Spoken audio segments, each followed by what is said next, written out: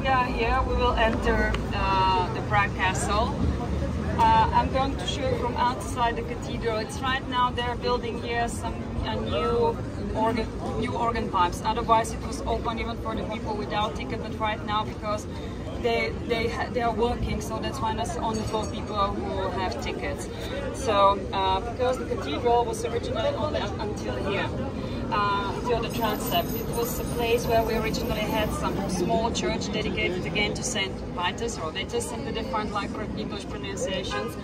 Then we had the basilica, but when the archbishopric was established, they started with the construction of the cathedral. You're going to see in a few seconds, it looks a little bit like the cathedrals in Germany and France. It is not a surprising fact because the first architect came from France in 1344, the second one for Germany, and his family took part in the construction of the biggest Gothic cathedral in the world, that is in Cologne. They participated in the construction of the church in Vienna of St. Stephen, in Strasbourg and so on. So they're quite similar when you are going to see.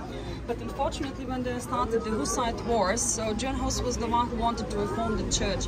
And he for instance considered that we are all equal in front of the face of God. And but it was related to the communion that even the ordinary people, according to him, was supposed to receive the wine as the symbol of the blood of Jesus Christ, not only of the wafers as the symbol of his body. But probably for some economical reason, at some point the church decided that only the higher priest will receive the wine.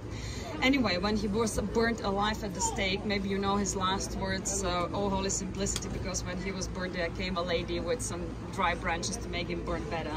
So when he died as a heretic, so some of his followers started to interpret his ideas in more social way. And even during the socialist regime, we were almost told that they were almost like Robin Hood, taking for the rich and giving to the poor.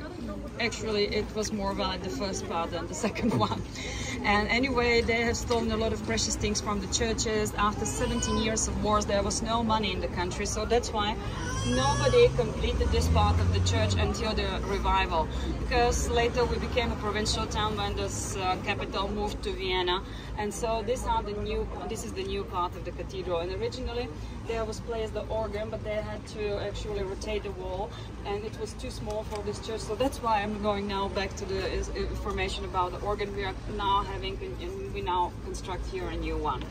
Anyway, then from here we will come back in this direction. So first here, then we will cross once again this courtyard, and from here we have a wonderful view to the town. You have some time for pictures. I'm going to show a few more buildings from there, and then we will walk down the hill. When we walk down the hill through the most romantic part of the city, the lesser town, where since the 16th century more or less the nobility lived, after some big fire they built their residences close to the royal residence, then you will have this free time before the Charles Bridge. And exactly where the place where you will have your free time, because I know that some of the clients